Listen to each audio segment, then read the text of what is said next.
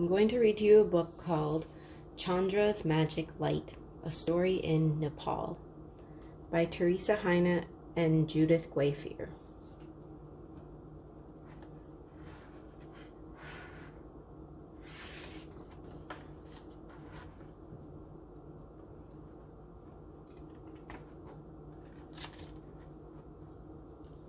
Chandra and Dina were at the market.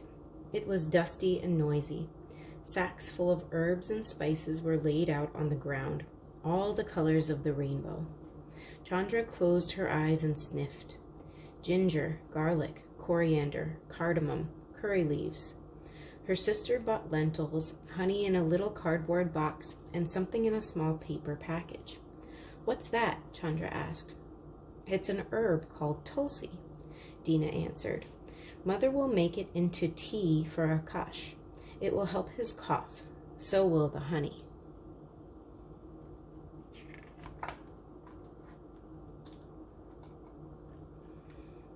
"Can we have a drink?" Chandra asked. "I'm really thirsty." Dina counted out 50 paisa from her little beaded purse. "We'll share a cup of pomegranate juice," she said. Dina took a sip and then gave the rest to Chandra. Chandra let the juice run slowly down her throat, wet and cold and sweet. Then she noticed a group of people clustered around a man who was holding a strange lamp.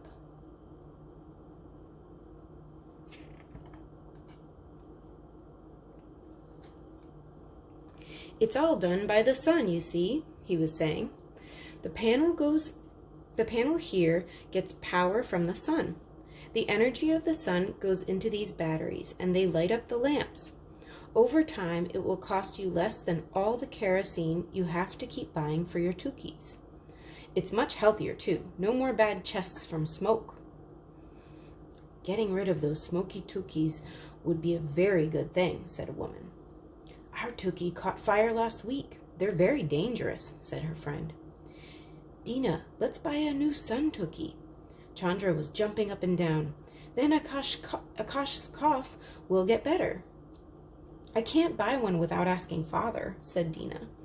"And I don't have enough money. That sign says lamps cost 3,000 rupees each." "Let's go quickly and tell Father," said Chandra, seizing Dina's hand.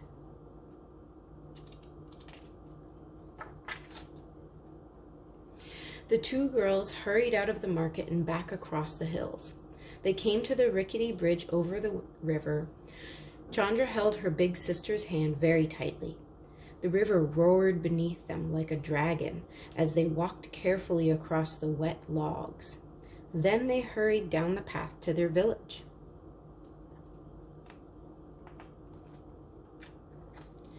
Father was in the courtyard cutting firewood. "Quickly, Father, you must come to the market," Chandra panted. Father dropped his axe. "What has happened? Has there been an accident?" No, said Chandra, her words spilling out all over the place. "There's a man in the market. He has a magic light. He catches the sun in it, and it makes it shine." Father frowned. "Catching light from the sun? What's this nonsense, Chandra?" "It's true, Father," said Dina.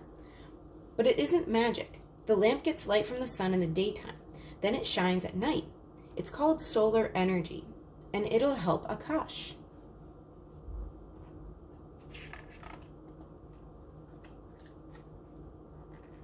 Mother came out of the house with Akash. "Did you get the tulsi and the honey?" she asked. "Yes, and there's a magic lamp, and we won't need kerosene anymore, and Akash's cough will get better," said Chandra. "But please come now, or they will be all gone." Father looked cross. "Stop, Chandra. We have no money for magic lights. Go and help your mother. And Dina, you can help me with the wood."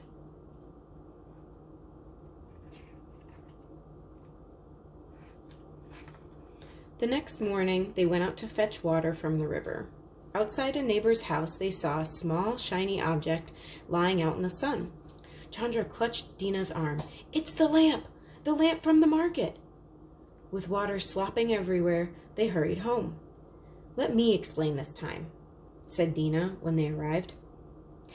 "Mahesh Saud by the river has the lamp we were telling you about," she called out. "Come and see."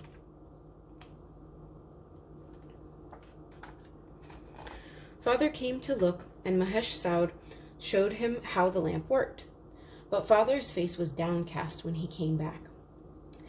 "It's a solar tuki," he said. "It works well, but it costs 3,000 rupees. We don't need to pay it all at once, but we do need 500 rupees for a deposit, and I don't have any money left this month." "We can earn some money," said Chandra, as Dina milked the goat. "We still have 3 weeks vacation from school.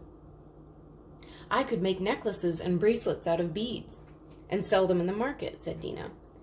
"But we have no money to buy the beads, and there's already a stall selling bracelets." Chandra jumped up. "I know, Dina. We could sell flowers."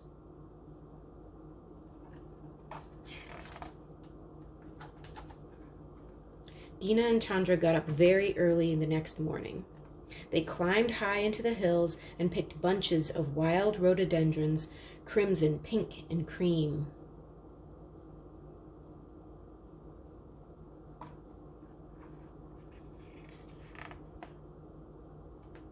They took the flowers down to the market and sat on the ground next to the spice stall. The spice lady gave them tins with water to put the flowers in. It was so early that the market was still very quiet. "Tell me a story, Dina," said Chandra. "Tell me about Surya and Chandra." "When morning comes, the great sun god Surya rides out of the sky in his chariot," said Dina. "He has 7 horses, each one a color of the rainbow. He rules the sky all through the day." "Then what happens?" Chandra asked. "Then it's evening and time for the moon to rise. Chandra, the moon god, rides into the sky in his chariot, pulled by 7 geese." "What color are the geese?" asked Chandra. "They are pure white," said Dina, "like the snow on the top of the highest mountain. They are as big as horses, and their wings are as wide as the river. On each side of the chariot are 2 archers. They shoot arrows into the sky and drive away the darkness." "Is the moon god very strong?" asked Chandra. "He is very powerful. He shines all night in the sky so that travelers can find their way," said Dina. "I'm glad I have a moon name," said Chandra. "Okay, no more stories," Dina said. "Look, here are our first customers."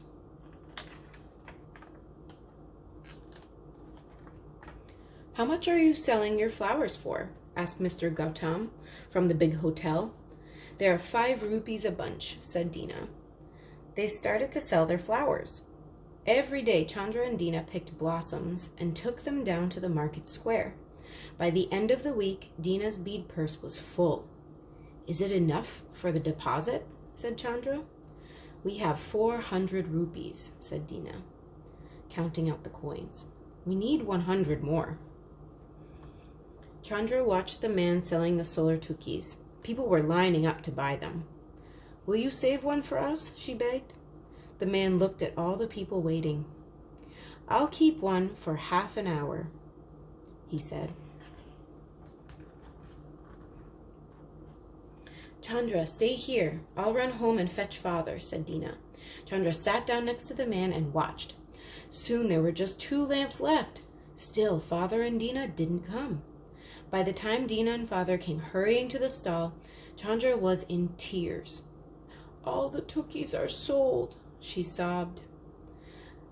"Will you have some more soon?" father asked the vendor. "Not for a while," said the man. Then Chandra spotted the demonstration tuki. "What about that one?" she asked. "I need that one to show people," the man said. Chandra raced back to the flower tins and grabbed the rest of the flowers. "Please let us buy it," she cried. "You can have these, please. Our baby brother has a bad cough and this lamp will help him." The man nodded. He picked up the last tuki and handed it to Chandra.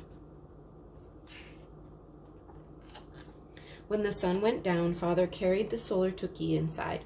He turned it on and the room was filled with a soft yellow glow. He said a prayer of thanks to the sun god Surya for giving them light. They ate supper in the warm glow of the lamp. After supper, Dina got out her school books and mother took out her sewing. Chandra went to bed.